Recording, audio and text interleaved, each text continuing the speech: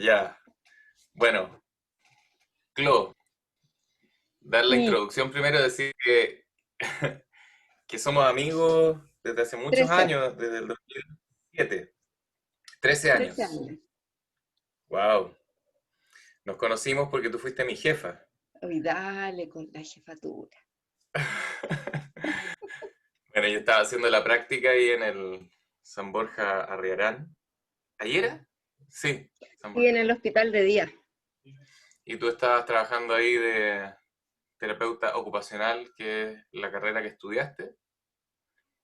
Y juntes, hicimos unos trabajos súper lindos, de los cuales podríamos hablar en algún momento en la vida, en Mm. la historia. Pero esta es una conversación en que te quiero entrevistar, no tan larga, supongo, eh, en torno a temas de tu trabajo, de tus intereses y de lo que te mueve. ¿Está bien para ti? Muy bien para mí. También hay que decir que esto está muy improvisado, Sí. como nos está gustando hacer cosas, eh, por lo menos con colegas, como improvisar un poco. Y, viste, improviso, incluso estoy limpiando un poco el mueble mientras te... Ah, yo voy a aprovechar de hacer el aseo en la pieza también. Claro. Bueno, sí, porque tenemos una amistad bonita y después entre medio se metieron el trabajo. Bueno, nos conocimos por el trabajo, pero en las prácticas narrativas también nos hemos encontrado un montón. Y te quería preguntar como, ¿en qué, si tuvieras que resumir como tu trabajo, ¿a qué te dedicas? ¿En qué trabajas? Oh, es una tremenda pregunta. Em, lo primero que se me viene a la cabeza es la idea de oficio, que lo he dicho antes, creo, y lo estoy intencionando hablar del oficio de la terapia ocupacional, ¿sí? Y que fue lo que estudié y lo que estoy trabajando la mayor parte del tiempo. Em, pero para mí es como un oficio en términos de, o en relación a dos cosas, pienso. Una, creo que el título, o esta idea de título profesional, viene como a mediar un poco intereses y también quizás valores y habilidades que venía desarrollando ya desde muchos años, o sea, como de toda mi vida, creo. Y que tienen esta connotación de profesión a través de este título de terapeuta profesional. Entonces, como tiene que ver con mi narrativa de vida, lo vinculo con el oficio y porque es un ejercicio para mí cotidiano, como de prepararme, de practicarlo, de esta idea como del oficio como algo en permanente revisión, construcción, creación, sobre todo, es lo que me imagino y es lo que me lleva, creo que, a hablar de este oficio de la terapia ocupacional. A eso trabajo, o sea, en eso trabajo y eso es lo que estoy día a día. Y desde tu forma, desde tus valores y desde tus compromisos de la vida, ¿cómo entiendes el trabajo de una terapeuta ocupacional? O sea, la pregunta no es qué está por la definición en las universidades, sino que tu comprensión de lo que es o lo que debería ser o cómo tú lo entiendes y lo haces. Para mí, el oficio de la terapia ocupacional y de las terapias ocupacionales, porque creo que no existe una sola como disciplina única y a la que uno tuviera que aspirar, ¿cierto? Sino que creo en las propias terapias ocupacionales. Y dicho esto, lo pienso como como un ejercicio ético y político, porque nosotros fuimos configurados como terapeutas ocupacionales por la institución médica, biomédica en un principio, y estuvimos pensados y pensadas para situar nuestras prácticas desde ahí, ¿sí? Cosa que a mí en un principio, debo decir, me hizo sentido, pero me hizo sentido porque pensaba que al menos ya era un territorio donde nos podíamos posicionar y empezar a construir otras formas de terapias ocupacionales. Y para mí entonces la terapia ocupacional y las terapias ocupacionales tienen que ver con esto, con permitir dar forma o permitir relacionarnos con otras personas que necesitan de nuestro acompañamiento, pero desde nuestros posicionamientos éticos y políticos. ¿Y por qué lo digo? Porque, y hago esta relación además con, como historiando un poco desde dónde surge la institución de la terapia ocupacional biomédica, porque creo que hoy en día mis prácticas de terapia ocupacional ya no se sostienen en esos discursos y más bien los resisto, así como Ah, de patologizar, de centrarnos en el síntoma, en el déficit, ¿sí?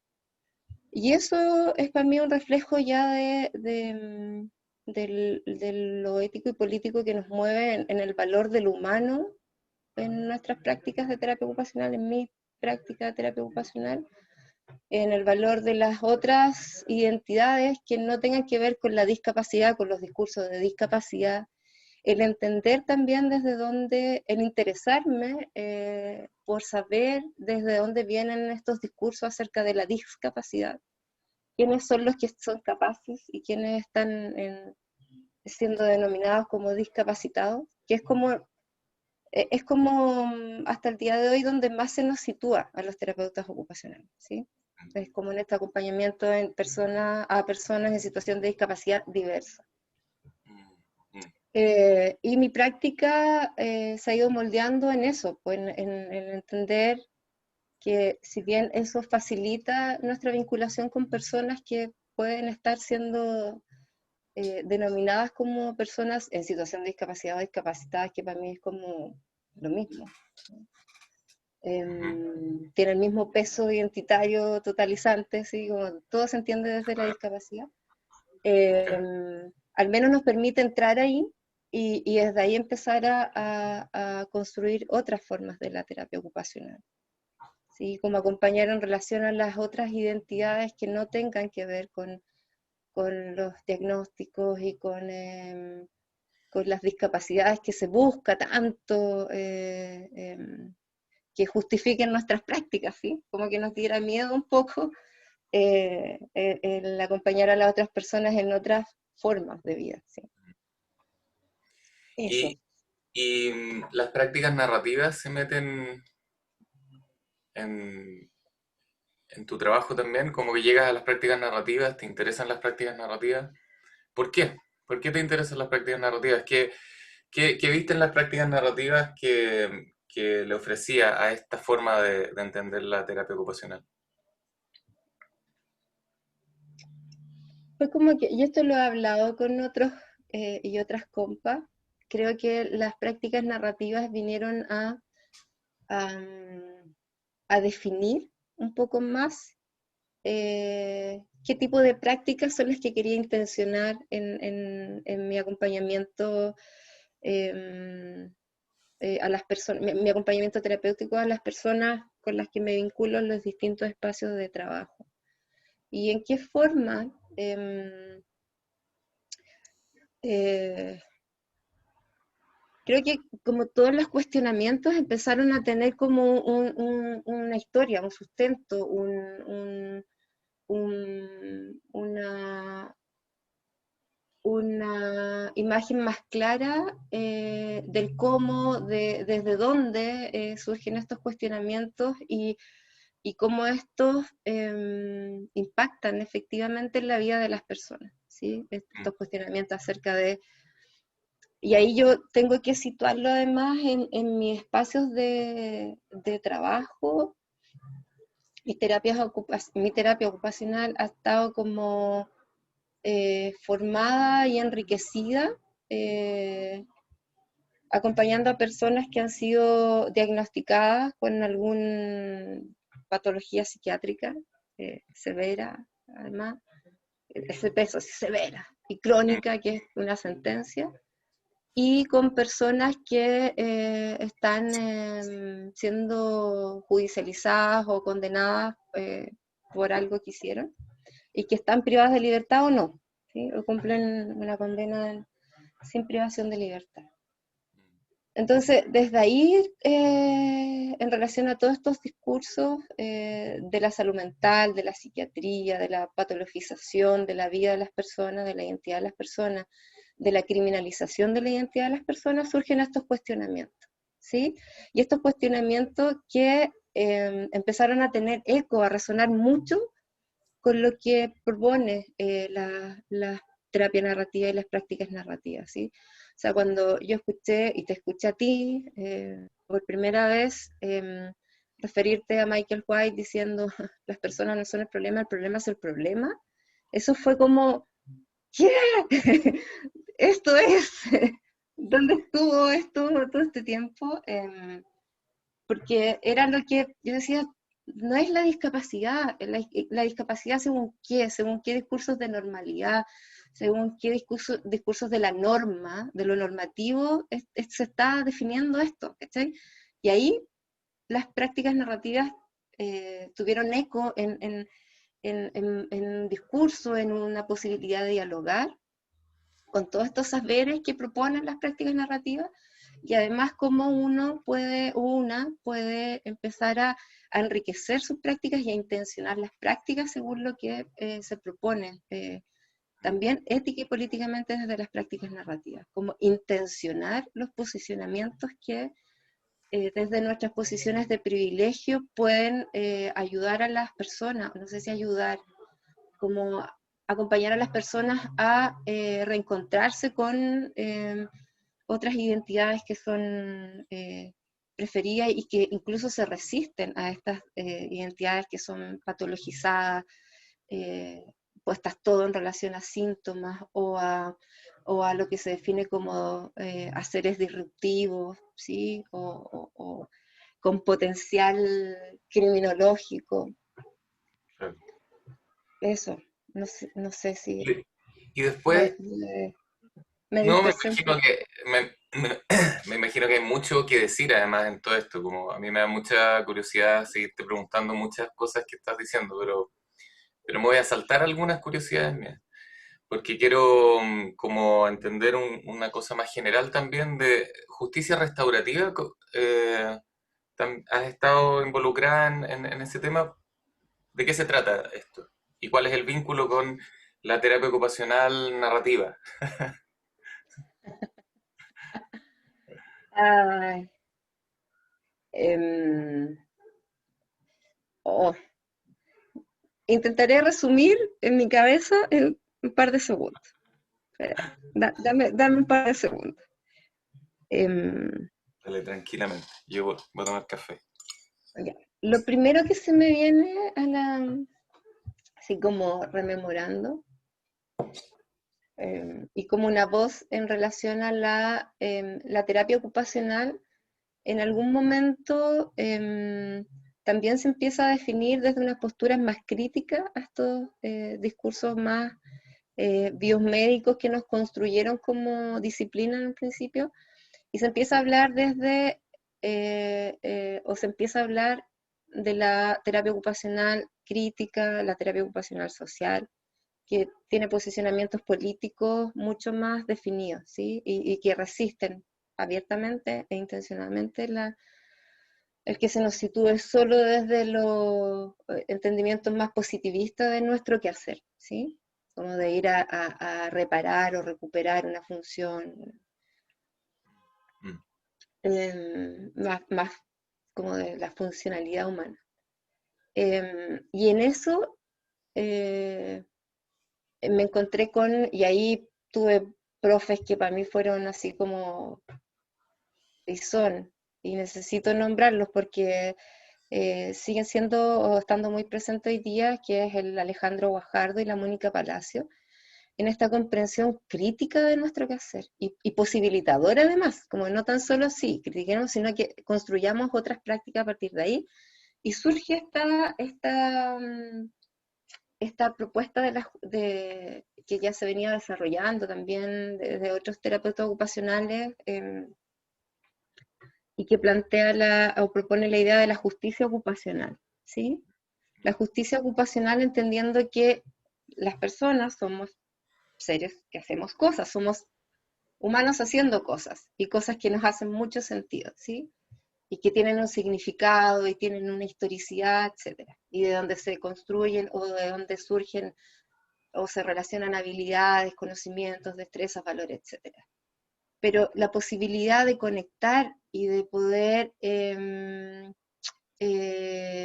o la posibilidad de realizarnos ocupacionalmente en esto que es significativo, o estas cosas que son significativas para nosotros, dependen de eh, cómo cómo esté facilitado nuestro derecho a ocuparnos en ocupaciones, valga la redundancia, que sean significativas. Esto es un privilegio para muchos y muchas, porque eso también depende de cómo estén estructurados los sistemas sociales que nos permitan acceder y poder realizarnos en lo que nos mueva, en lo que sea significativo para nosotros, ¿sí? Hay estructuras sociales, políticas, económicas que determinan la posibilidad de, realizar y acceder a ocupaciones que pudieran ser significativas. Hay una inequidad ocupacional, por así decirlo. Claro. Y nosotros tenemos que estar permanentemente luchando o acompañando a las personas en la posibilidad de acceder a esas ocupaciones significativas. Esto es como mi interpretación de la justicia ocupacional. Entonces nosotros no solo tenemos que posicionarnos políticamente en términos de lo terapéutico, sino que de lo social, que genera inequidades y que impide que personas, o excluye incluso a personas de poder realizarse ocupacionalmente de manera significativa y propositiva. Y desde ahí surge mi relación, como que todo esto yo lo traspaso, lo pongo en relación a estos escenarios donde se han ido enriqueciendo mis prácticas, que es en relación a la salud mental y y a las personas eh, que han sido puestas en conflicto con la justicia, ¿sí? Sí, sí. Entonces seguí buscando otras posibilidades de relación y de poder como imaginar otras prácticas, otras formas de acompañamiento a estas personas desde esto ético y político. Y ahí, desde la salud mental, me vinculo con los discursos de no sé si discursos, porque eso es como el cuerpo, es como de las prácticas antipsiquiátricas. Eh, Justo va pasando un carro bombero. Pero eh, se escucha tu ya, voz. sí, pero es que a mí me distrae, así como, Ah, ya, ya, ya, perfecto. sí, Tú no te escuchas sí, tu voz sí, interna, mis voces, es muchas. que te va soplando lo que quieres decir. Sí, se me distraen, Tú, se me van. claro. Y, y desde el escenario de estas prácticas con personas judicializadas y penalizadas, surge esto de la justicia restaurativa como prácticas que se proponen y que eh, en distintas formas se piensan como posibles eh, para las personas que están o han estado en conflicto con la justicia. ¿Y cómo la entiendo yo la justicia restaurativa?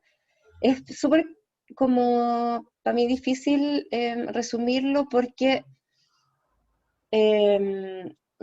algo de esto, así como no nombrado como justicia restaurativa, lo escuché de Rob Hall en sus prácticas que acompañaba a hombres en este ejercicio de responsabilizarse por haber ejercido violencia contra otras personas, ¿sí? Em, pero no desde lo punitivo y no desde lo eh, eh, como esto de modificar las conductas y convertirlos como en buenas personas, sino que como en poder dar como, no sé si dar voz, es como poder también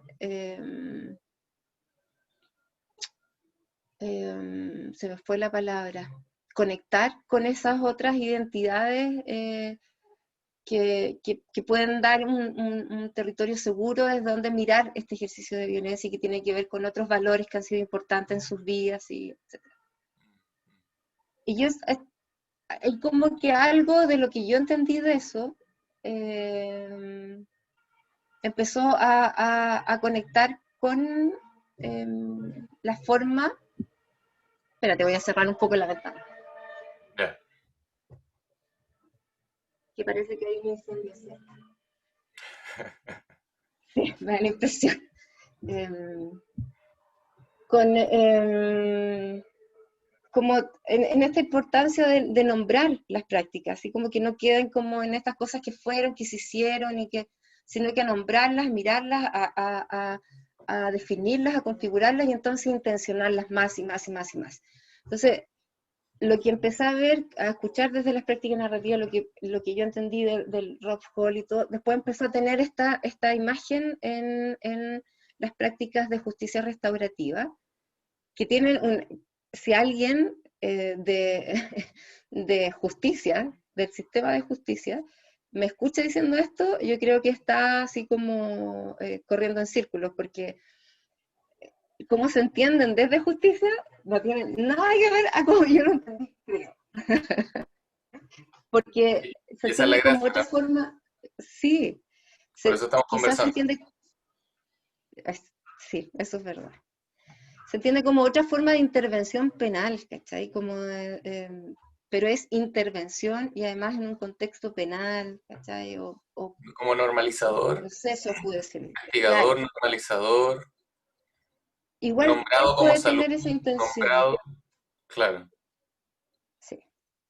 En cambio, para mí es como desde esta posibilidad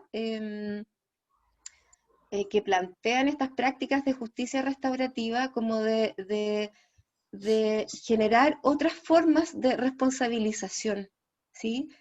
Eh, que de verdad creo que se resisten a lo punitivo, a esto de la vergüenza, de avergonzar a las personas por lo que hicieron, ¿sí? No, a mí es Mm, como, y que desde ahí generar como el cambio, o la culpa, que se vinculan, porque lo que propone la justicia restaurativa es que las personas que han sido víctimas de algún delito que haya cometido alguna persona tengan la posibilidad de decidir cómo quieren ser reparadas en el daño que se les causó, ¿sí? Tienen mayor presencia, y yo creo que eso es tremendamente potente. mm. Pero eso también tiene que ser súper cuidado para que eso no se convierta en una venganza, no eh, es lo que propone la justicia restaurativa, así que no se genere esta posibilidad de encuentro entre lo que se denomina de justicia víctima y ofensor, como en un ejercicio de venganza, de castigo, sino que posibilitar que estas personas que generaron este daño a esta persona denominada como víctima puedan decidir, acordar cómo se genera esta posibilidad de reparación entre estas dos personas. Pero para mí lo central de esa imagen, de esa posibilidad, de ese encuentro, tiene que ver con el conectar con lo humano y conectar con esas otras identidades que no deshumanizan, que no criminalizan, que no sobrevictimizan y como que eh, como que la sobrevictimización también es peligrosa porque es como que las personas no son capaces de generar otras posibilidades de o decidir acerca de lo que quieren, ¿sí? Tiene que venir otro sistema, institución y claro. decidir lo que quieren hacer. Con O sus sea, recursos de sociales. alguna forma es una comprensión de la justicia distinta también, ¿no? Como, no la justicia como, o solamente quizás, como la pena o el castigo a quien ejerció violencia o cometió el delito, lo que sea, Sí, sí, sino que es la invitación a poder responder, como a restaurar, a responder responsablemente de la persona que cometió el abuso o lo que sea. exacto. Lo que en inglés se llama accountability o algo así, ¿no? Sí, Rendición de sí, cuentas, rendición, sí. claro. Tiene Y es mucho que ver con eso. una noción distinta, no punitiva de la justicia. Claude, Sí, y eh, yo sé que tienes muchas cosas más que quieres decir. Tú has siempre. trabajado mucho. Sí, sí. Tú has trabajado, yo de hecho te conocí o tengo la imagen de ti como alguien muy cercana a los contextos de privación de libertad, cárceles, más concretamente, pero también en programas donde se supone que no hay privación de libertad. Digo se supone porque hay una suerte de control de panóptico que existe igual Mm, y eso es una forma de control bastante carcelario, digamos. sí. Te voy a hacer una pregunta que, que no sé si está bien que te la haga, pero ¿qué entiendes por libertad? Oh. Me acaba de explotar la cabeza. No sé si se alcanzó a registrar. Sí, el Zoom corta esas cosas, digamos, pero yo lo alcanzo a ver. Ay, Como si tuvieras que decir lo primero que se te viene a la mente también. Quizás no como algo tan elaborado, pero pienso que hablamos de libertad, ¿verdad? Libertad, privado de libertad. eh, ¿Qué sería la libertad? Así pensado. para mí, lo primero que pienso y siento es que la libertad es una ficción, que no es real, y siendo una construcción, em, es utilizada para muchos fines en los discursos de la libertad, ¿sí? Ujú, Em, por otro lado, pienso que es también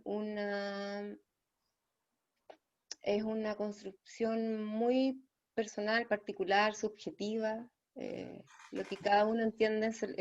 Lo mismo pasa en relación a la justicia. Es muy subjetivo, qué es lo justo y qué es la libertad, es como que están en el mismo, en el mismo estado de como, para mí, de, como de cuestionar, como de ficción. Eh, y ¿Se te, dale. se te vienen imágenes acerca de la libertad, por ejemplo, de tu propia vida? Imágenes a la mente que podáis traer, que tengan que ver con o estén vinculadas de alguna forma con esta idea o noción de libertad.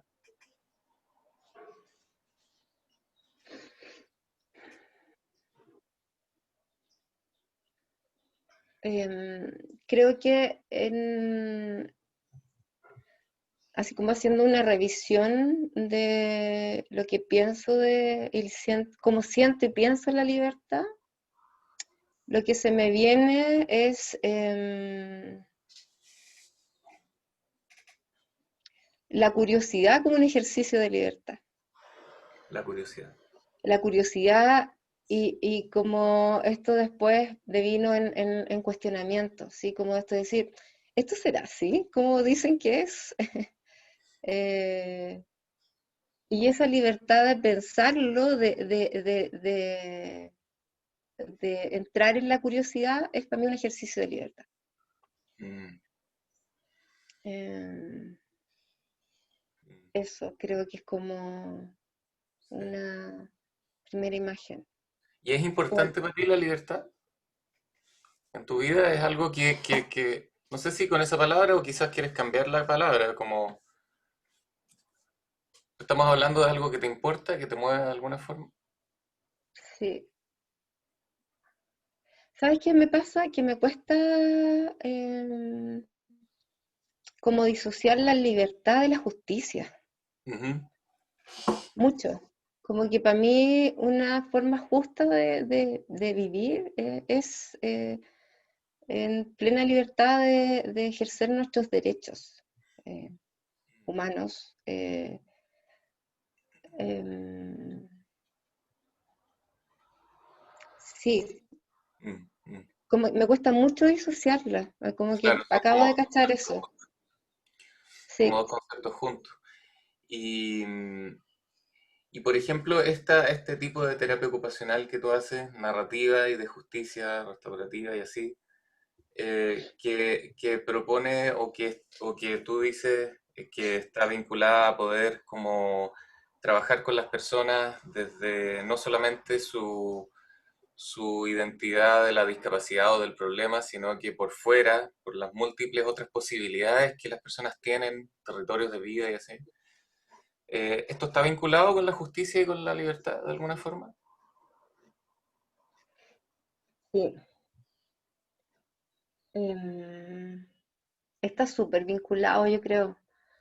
Yo creo que estos encuentros con la terapia ocupacional, la justicia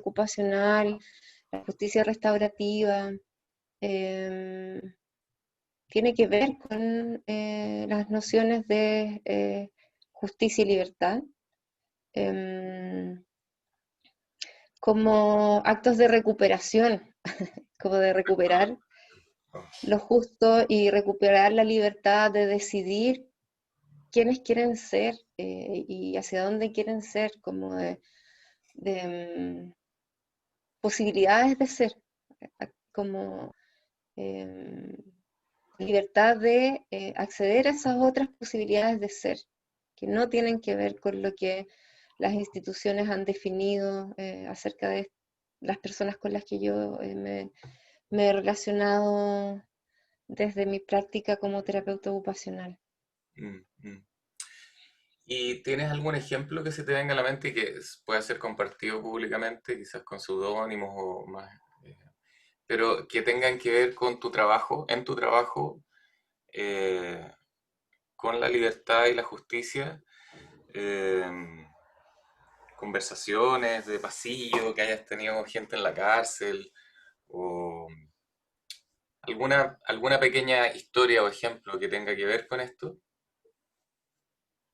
o que sea representativo de esto.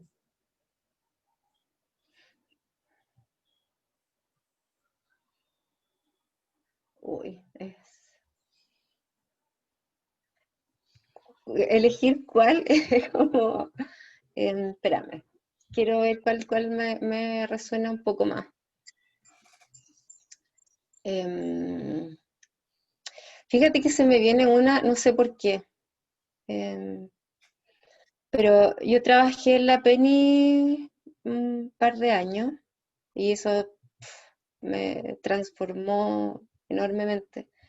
Em, y yo ahí tuve un vínculo muy, muy importante con un hombre que estaba privado de libertad, con el que me tocaba relacionarme mucho porque a los terapeutas ocupacionales, y creo que hasta ahora se nos vincula mucho con los talleres laborales en las cárceles, así como posibilidad de que estas personas se reinserten a través del trabajo, bueno, todo lo que a mí me tensiona eso, pero a partir de ahí podíamos vincularnos con estas personas, ¿sí? Y me acuerdo de este hombre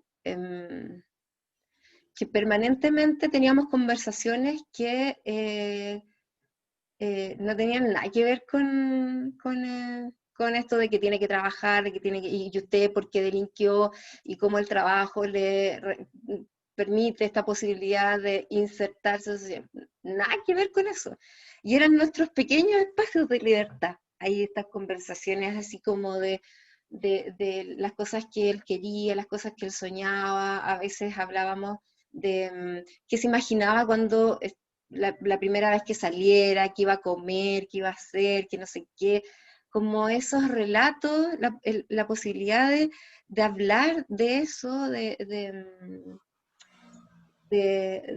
salirnos, era como que conversábamos y no estábamos en la cárcel, esa era mi sensación. Y Wow. para él también, porque él también en algún momento me lo dijo, así como, hoy es como que de repente me imaginé, de hecho una vez me dijo así como que de repente me imaginé que estábamos como en una fuente suda conversando, y yo así como, oh, eh, y fue tan significativo para mí él, que yo a los años después, por otra pega, y que intencioné mucho ir a la cárcel, así como que busqué ir a la Penny de nuevo, y una amiga muy querida me facilitó también el que pudiera ir a verlo, porque él volvió a ingresar a la cárcel por otra condena, y justo coincidimos, y, y cuando lo vi, eh, nos abrazamos mucho rato, y así fuerte, fuerte, fuerte, fuerte, fuerte, fuerte. Y volvió a pasar esto estábamos en una dependencia que se llama de la pena, así con gendarme interno, que se les dice a los hombres privados de libertad. Pero fue como en ese abrazo el recuperar esa historia, ¿sí? De esa historia como de nuestro vínculo, que fue tan humano y tan cariñoso y tan cuidadoso mientras yo estuve trabajando ahí en la Penny. Eso para mí es como eh, el poder ser libres de hacer eso y ejercerlo, porque eso es como que, no sé si es posible hacerlo, como tú siendo mujer en una cárcel visitando y abrazarte de esa manera con un hombre privado de libertad, es como, Mm. Porque tú está no prohibido. abrazaste, claro, tú no abrazaste al hombre privado de libertad, abrazaste a ese hombre en la fuente soda contándote sus sueños o algo así. Es como Sí, sí. Y eso lo más. eran actos de libertad, como de, Sí. ¿Y de justicia? totalmente. Sí. De la justicia de encontrarnos en estas otras posibilidades de ser. Yo creo que también eso tiene que ver con lo de la justicia restaurativa, la posibilidad de encontrarse en otras formas de ser, no de víctima y ofensor, sino que desde el humano. Y esto era para mí eso también, ¿cachai? Como ahí nos estábamos encontrando como personas libres de lo institucional, eh, Mm. aunque Es fuera potente, por unos minutos. claro, es potente esto, también un comentario cortito mío, pero como supongo yo que no se puede hacer justicia restaurativa, o sea que este hombre, por ejemplo, no podría dar pasos para restaurar o como se llame, ¿no? Para rendir cuentas o para responder a los efectos negativos de sus acciones desde el territorio, desde la identidad o desde esta etiqueta o totalización de delincuente. Tiene que pararse en otros lugares para poder ver nuevas posibilidades, no puede pararse desde el lugar Claro. donde... Y supongo que parte de tu trabajo habría esa posibilidad de que las personas, en relación a ti al menos, en ese espacio, pudiesen mirarse a través de tus ojos, mirarse y como desconocerse o reconocerse en otras posibilidades. Sí, y yo creo que eso es, por mucho tiempo fue la intención de lo que hacía ahí en la cárcel. Mm, Porque no basta con solo pensarlo, declararlo, sino que intencionarlo. Eh, y lo pienso también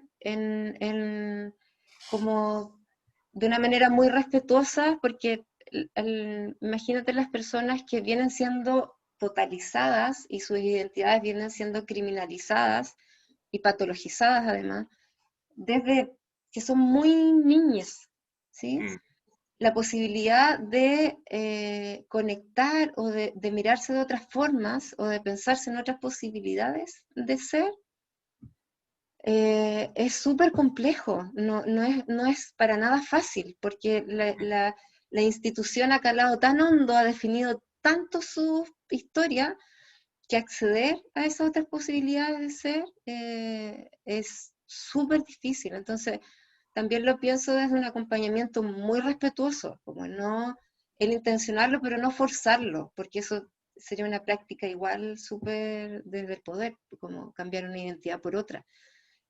Pero sí, y eso me surge a partir de esto que dijiste tú, así como de ir como pudiendo dar voz a lo que yo estaba, a como yo estaba viendo a estas personas, ¿sí? O sea, yo no los veía como, como ladrones, como homicidas, como personas eh, siendo violentas siempre, eh, sino que lo veía de otra manera, y eso sí, yo lo intencionaba como de ir como refiriéndolo, como no sé si refiriendo, sino que como contándoles o poniéndolo en palabras, así como, pero no como diciendo, que una vez me pasó, ponte tú, que un hombre también privado de libertad me pidió como apoyo porque a la mamá de su hija la habían matado afuera, en la calle, por así decirlo, ¿sí? En la libertad, como le decían ellos. Y él estaba muy preocupado por su hija, por cómo estaba, entonces él necesitaba saber cómo estaba y saber si se podía quedar con la abuela. Y estaba tan preocupado y había generado una serie de acciones que se había imaginado y que las proponía ahí para que nosotros desde nuestra posición pudiéramos gestionarlas y pudiéramos como hacerlas reales. Y a mí como que se me sale, así como usted es para mí usted es un súper buen padre. Y fue terrible porque él se puso a llorar. em, no fue terrible porque se pusiera a llorar, sino que para él fue muy frustrante pensar de que era un buen padre porque nunca nadie se lo había dicho y fue súper doloroso para él. Así como que, y yo dije, chuta, eh, esto fue como un juicio de valor que puede pensarse como bien, pero a él le generó mucho conflicto, mucho, porque decía, yo no soy un buen padre, si fuera un buen padre no estaría preso, ¿no? ¿Cachai? Entonces, y dije, claro. uy, ¿qué hice? ¿Cachai? Y en ese sentido, como que ahí yo entendí que la forma en que uno va como contándoles cómo uno se lo está viendo, también tiene que ser de una manera muy cuidadosa, muy respetuosa. Mm, mm. Clo, em, si justicia y libertad son conceptos como inseparables, uno podría hablar de personas privadas de justicia también. Sí, Sería sí, un concepto. sí, sí. Mm. Y estoy pensando no solamente en las personas que están en la cárcel, sino que las personas que fueron, eh, que vivieron la injusticia o el asalto o el abuso. Como estoy pensando en cómo opera la justicia en esa relación. Como si es que de alguna forma al encerrar a alguien por algo que hizo, si realmente se está haciendo justicia con la persona que está viviendo los efectos de esa injusticia. ¿Se entiende? Por ejemplo, si es Sí, que realmente, ¿hasta qué punto, digamos? Yo sé que todas estas cosas son importantes, pero ¿cómo lo piensas tú esto? ¿Y qué rol juega esta justicia restaurativa en, en- en- en este proceso de hacer justicia? si bien entendí, es como el efecto que puede tener, tiene el efecto de justicia para quienes son definidas como víctimas. Claro, claro, Ya. claro. Y eso ahí lo puedo responder como desde las nociones que he estado construyendo también y es parte de lo que proponen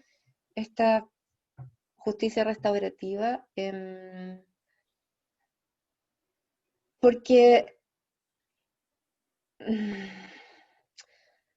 pasa que, o se piensa que pasa en las personas el efecto que tiene que la institución de justicia o el Estado, a través de su sistema de justicia, se apropia del conflicto que se llama, que genera la comisión de un delito. Es como que viene el Estado a través del sistema de justicia y dice, a ver, aquí se cometió un delito, nosotros, pásamelo para acá, nosotros lo vamos a resolver. Tenemos un sistema de justicia para eso, que codifica lo que esta persona hizo, le hizo a usted, y tiene una penalización. Tranquila, nosotros nos vamos a hacer cargo. Las posibilidades de que las personas se agencien en la búsqueda de cómo quieren ser tratadas en este sistema no existe. ¿Sí? Claro, claro, Como que el sistema interpreta lo que esta persona quiere claro. y lo pone en todo este proceso que genera una condena, ¿o no? ¿Sí? Pero la persona desaparece, ¿sí? La Mm, persona que vivió los efectos de eh, este actuar o esta forma definida como delito desaparece, no tiene ninguna posibilidad, no tiene ninguna representación más allá de lo punitivo, está claro. interpretado además por un sistema. Mm, Ahí nunca estuvo esta persona ni en la posibilidad de poder como dar voz a los efectos que tuvo esto y cómo quisiera que fuera también reparada o cómo quiere que esto se resuelva. ¿Cachai? mm, Ninguna posibilidad de agenciar estas, estas como ideas que puedan tener las personas o lo que sientan que es, no, se pierde totalmente. mm, Entonces tampoco es, creo que una forma de justicia para estas personas. ¿Sí? mm, mm. Claro, como un sistema de justicia que, como paternalista, ¿no? Como, y generalizador, o sea, que las voces de ambas partes que estuvieron involucradas o implicadas en el evento, digamos, no tienen mucha voz, dependen No, de las categorías de los delitos, las penas que hay para esa categoría y todo, pero no hay sí. claro, no hay una visibilización como más local, más particular, ni tampoco la posibilidad de responder. Por lo tanto, no está la posibilidad de que la persona que ejerció el abuso o cometió el delito, o como se llame, pueda responder a eso particular. Ya, Que- no. que- No hay ninguna posibilidad de generar otras formas de rendir cuentas, de responsabilización y de que eso tenga un efecto distinto en las personas. Probablemente hay personas que la privación de libertad y cómo resuelve esto el sistema de justicia les haga mucho sentido. ¿Sí? Yo no pretendo claro, claro. generalizar en absoluto, pero no hay espacio para las otras personas que esto no significa justicia Mm, necesariamente, mm, o no es suficiente, o es como que no tuvieron la posibilidad de participar, de decidir, de nada, ¿cachai? ujú. Claro. Sí, y entiendo que, claro, esto no es una crítica directa a cómo se hacen las cosas, sino que a las cosas que no se hacen y que podrían hacerse y que podrían tener un efecto, eh, no O sé, sea, también, creo, positivo. Claro, porque también hay críticas a cómo esto opera y a qué responde la cárcel, cuál es el claro, propósito de la cárcel, del sistema de justicia, de exacto. justicia no siempre es así, ¿sí? Claro, claro. Como pensarlo de las dos formas, como una crítica y como una comprender que hay otras posibilidades o pensar que hay otras posibilidades de justicia o Y poder de practicar mirarla. la justicia, sí.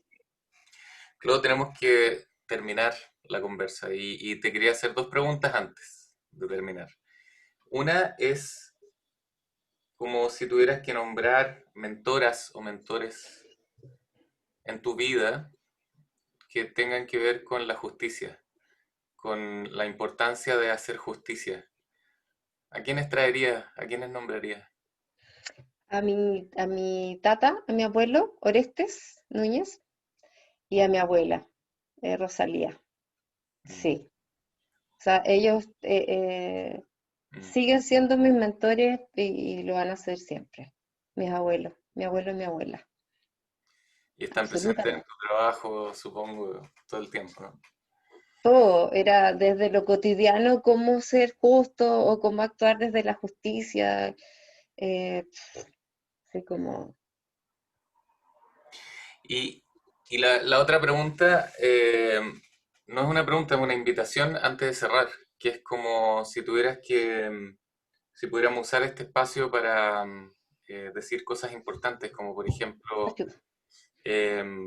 no sé, libertad a los presos de la revuelta, por ejemplo. ¿Qué más harías visible tú acá? Que todos los presos y presas son políticos, Ujú. o sea, responden a cómo está definido todo este sistema, a todos los sistemas que operan socialmente. Em, no creo en la privación de libertad como una posibilidad de hacer justicia, Ujú. porque no, no genera justicia. Eh, y podría hablar como de mucho por qué pienso eso, pero es la declaración. Em, y creo que es importante y también te agradezco esta conversación porque creo que siguen siendo muy insuficientes los espacios donde las personas que han sido privadas de libertad son puestas, así como que se habla acerca de ellas. Em, entonces, como que esa consigna o esa declaración, no estamos todos, faltan les presos, los presos y las presas.